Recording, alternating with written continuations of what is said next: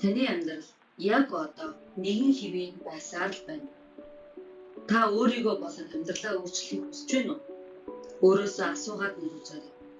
Та өдөр бүр давтагдсан бодлогод, дотоод зөрчил, мэдрэмжүүдээ нууж, хүсэл мөрөөдлөө дарсаар л байна. Өөрийнхөө гүн гүнзгий дотгошин нэг анзаараад үзээрэй. Би танд нэгэн үннийг хэлмээр байна. Энэ бол нейро судлаач доктор Joe Dispenza-гийн хэлснээр хүний амьдрал өнгөрсөн гэж байхгүй, ирээдүй гэж байхгүй, зөвхөн is this сейчас буюу одоо дээр л байх хэрэгтэй. Одоо цаг л гэж байна. Харин одоо цаг дээрээ өөрийгөө өөрчилж чадах цорын ганц хүн бол та өөр.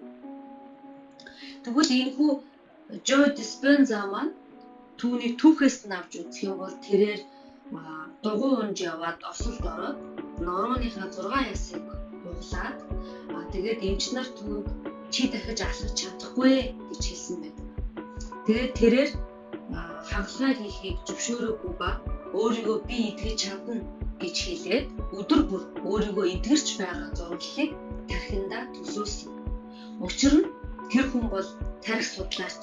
Энэ зүйл бол үнэн үр дүн авчирна гэдгийг мэдэж байсан. Тэр шантраагүй өдөр бүр хийсээр л байсан. Өдөр бүр тархиа оюунаа даалт ухамсараа ашиглаад даалт ухамсартаа шинэ програм суулгасан. Ингээд тэрээр 9-7 хоногийн дараа босож алхаж чадсан. Түүний энэ түүх дэлхийн сая хүнд өөрсдийгөө өөрчлөх боломж байна гэдгийг нотолж байгаа юм. Хэрвээ та энэхүү видеог үзээд сууж байгаа бол таны зөв сон танд нэг зүйлийг хэлээд байгаа юм шүү. Юу ч санамсаргүй байдаг. Таны дотор өөрчлөгдөх хэрэгтэй болоод эсвэл таны дотор намайг өөрчлөд өгөөч гэсэн дуу хоолой магадгүй байсаар л байна. Та үүнийг сонсох хэрэгтэй, мэдрэх хэрэгтэй.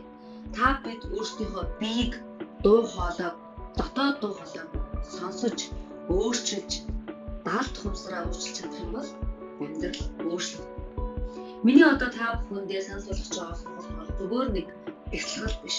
Энэ бол даалт ухамсарыг шинжлэх систем. Бидний олон хүмүүс маань буруу итгэл үнэмшил, айдас, эргэлдээ донд хоригдож амьдардаг. Үүнийг өөрчлөх хэрэгтэй. Тийм ээ, яг одоо та энэ видеог үзэж суугаа бол танд өөрчлөлт хийх цаг болсон.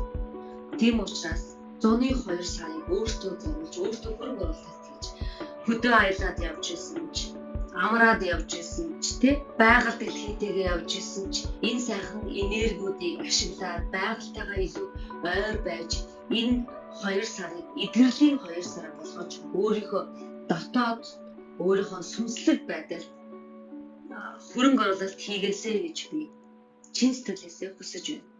Энэ бол таны амьдралд маш гайхалтай өөрчлөлтийг авчрах болно.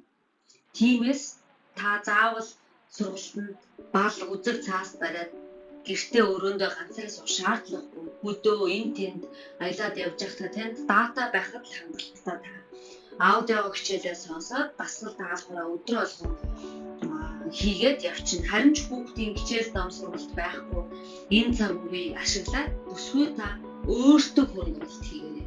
Өөрийгөө өөрчлөөрэй.